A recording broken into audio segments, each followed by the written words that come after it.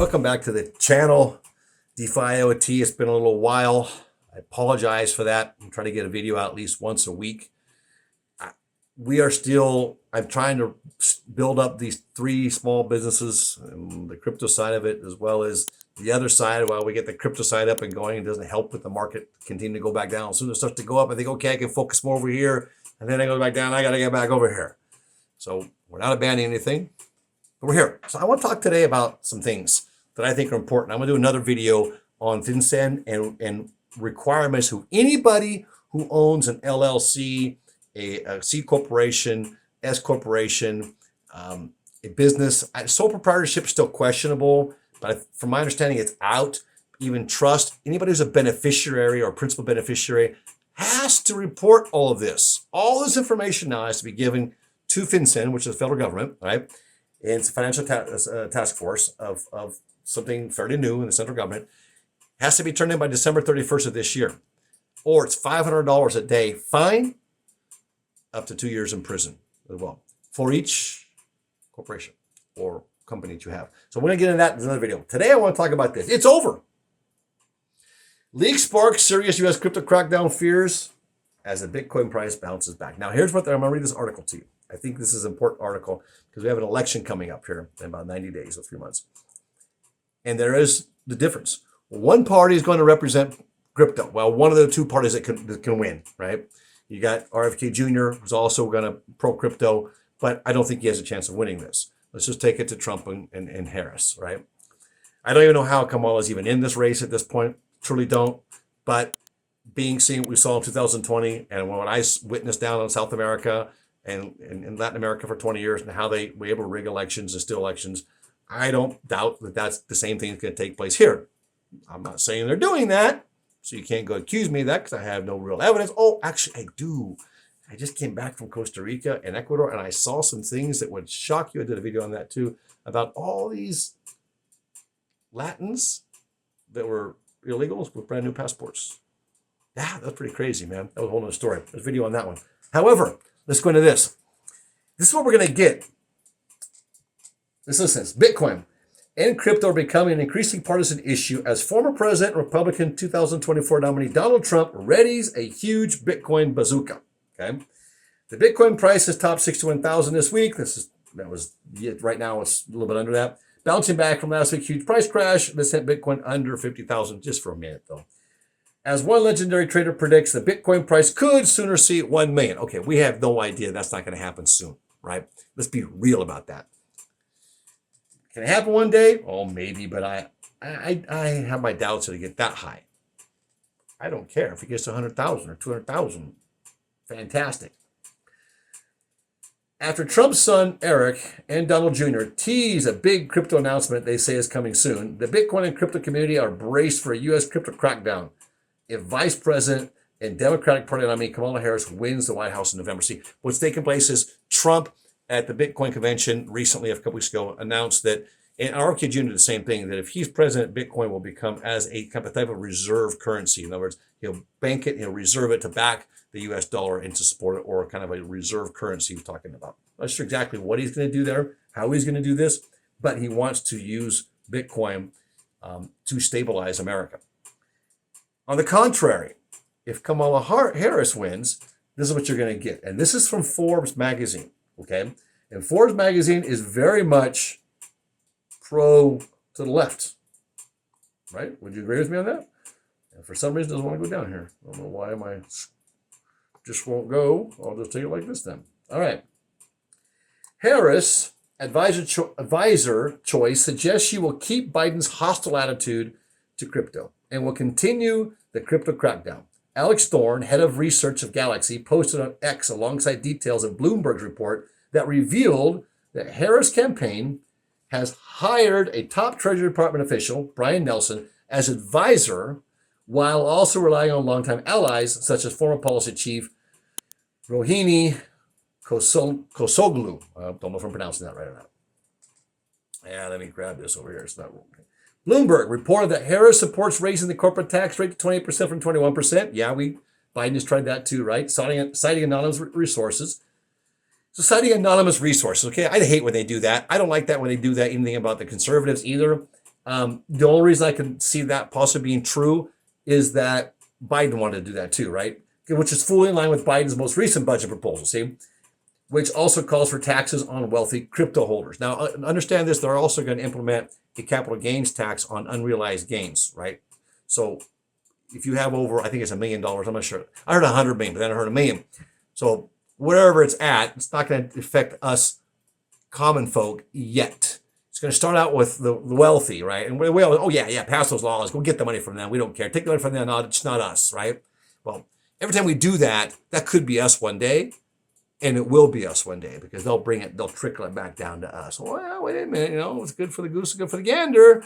We need more revenue here. We got a lot of funding we got to do. We got a lot of people we take care of now as a government because we become completely non-self-sufficient. All right. The increased scrutiny of Harris' plans for Bitcoin and crypto comes as Harris holds her poll lead over former President Donald Trump. If you can believe that. And believe that. That's why you got to get out and vote. Because this is probably true of reflecting of how they're going to make this deal. Right? How they're going to win this election. According to bets on the crypto-based Polymarket prediction platform, they have her leading, right? Brian Deese, former National Economic Council Director and former Deputy Director of Brahart Ramamurti, and I probably mispronounced that one, have also reportedly joined the Harris campaign as advisor. Now, Deese and Ramamurti are two key architects of the Biden admin's anti-crypto crusade. Watch this, listen to this, including Choke Point 2.0. Now, remember, Choke Point 1.0 was during the Obama administration to clean up crypto and make it illegal in the U.S. They failed. Choke Point 2.0 started with Biden, but Biden started having health issues and so forth in the campaign. They were able to delay it long enough and have enough other problems to where he was able to execute it. Kamala apparently wants to finish it. Thorne posted, referring to last year's attempt by the Biden administration to quietly ban Bitcoin, Ethereum, and other cryptocurrencies, a continuation of a 2013 government initiative that sought to cut off undesirable industries from banking services. They want to cut us off in all small banks as well, all independent small banks. You have to be in that big corporate circle of the big banks to join into the whole Fed Now program, which is coming down with their whole digital asset, etc. That's the plan they have, and that's a fact. Nelson, attorney for former Undersecretary at the Treasury Office of Terrorism, interesting, huh? And Financial Intelligence. I like that one. Undersecretary at the Treasury's Office of Terrorism and Financial Intelligence. Yeah, they've done a really good job on enforcing all that, haven't they? Was involved with the Treasury's Financial Crimes Enforcement Network. Here we go, FinCEN. Okay, this is the same group that I talked about earlier. It's going to require us now to divulge all of our information on all of our trusts and all of our companies. The reason we have that is so that we have privacy. So Tom, Dick, and Harry can't just come and sue you and take it because you got an asset. And I'm telling you, with all the people coming in the country now that don't respect this country or don't respect our process, or even people work hard who are jealous of that and want to come and take, you're going to see lawsuits pop up from everywhere. They're bringing their own attorneys with them. The Financial Crimes Enforcement Network, FinCEN, proposed to treat, it's a task force actually, proposed to treat crypto mixing services as primary money laundering concern. BS. Crypto is so transparent. That's its problem. It's too transparent. It's difficult to launder money there. People who do get caught, very difficult. There's a few like Litecoin where you can kind of hide things actually well, and some in the future may. But look, they can't even do it with cash. This is not about money laundering or even terrorism. This is about control. And I'm going to tell you a story at the end. Remind me to tell you a story at the end of a personal experience I had in Costa Rica with the Central Bank of Costa Rica. And, well, it wasn't directly with them. It was with a Colombian money launderer that we ended up having a meeting with by mistake, thinking that he was actual lender, a private lender, or a representative private lending firm. So I'll tell you that. Anyways, go on here.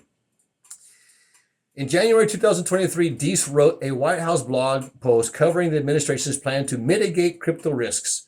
Ramurti, a former aide and anti-crypto army general, and Senator Elizabeth Warren reportedly helped block stablecoin legislation in the summer of 2023. So they don't want legislation. They don't want structure. They want it wide open so they can go after it any way they possibly can. Once it has legalization to it, it has to be, they're confined to how they can police now the crypto industry, right? Here we go. We'll wrap this up. Harris appears to be Elizabeth Warren 2.0 when it comes to crypto. Castle Island Ventures partner Nick Carter posted, adding that the advisor appointments could mean it's over in the U.S. for Bitcoin and crypto.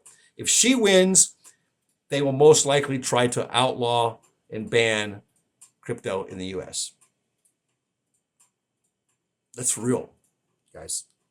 So if you want a free market economy, you can't be banning crypto. It's going to be your out to when the digital dollar is thrown at you and you're forced into it. It's already introduced. It's already out there now.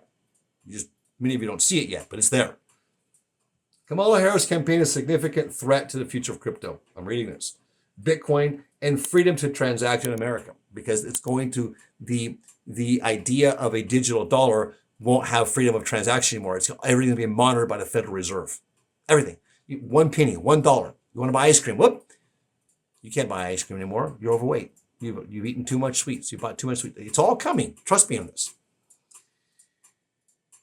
So this was said by Mike Dudas. We talked about Kamala Harris campaign is a significant threat to the future of crypto. I'm going to quote this again. So Mike Dudas stated, Kamala Harris campaign is a significant threat to the future of crypto, Bitcoin, and the freedom to transact in America. And I'm going to seal it there.